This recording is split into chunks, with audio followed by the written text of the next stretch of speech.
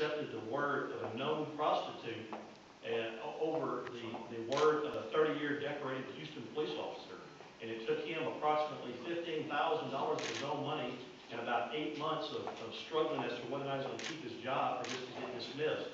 Finally, thankfully, the district attorney's office filed charges of this female for making a false report, and this officer finally got his name back.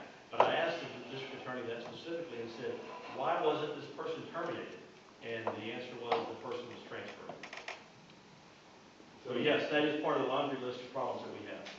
So you think that she too often takes the word of a complaint over the word of a police officer? Well, my words to her were that when an officer calls to intake, it's beyond a reasonable doubt. When this known whore called over there and went over there, it was, well, maybe he did it.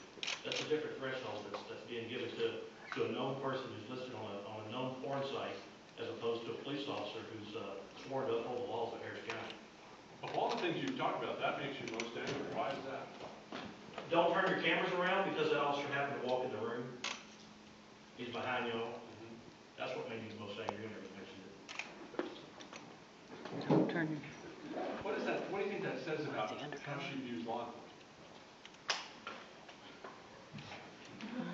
Let me say this again about Pat Lykos. I believe that Pat Lykos has the same vision for Harris County that I have, to uphold law and order.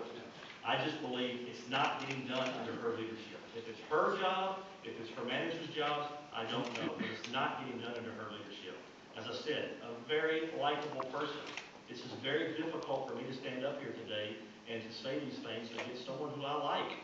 But I'm just saying that our membership, our board, 24 persons on our board with no hesitations voted no confidence in the district attorney's office. No one said, well, wait a minute, what's going on? I thought everything was fine. A lot of persons in the public believe everything's fine.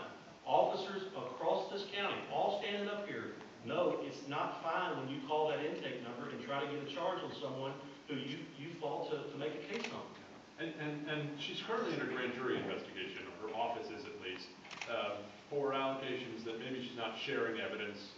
I don't need to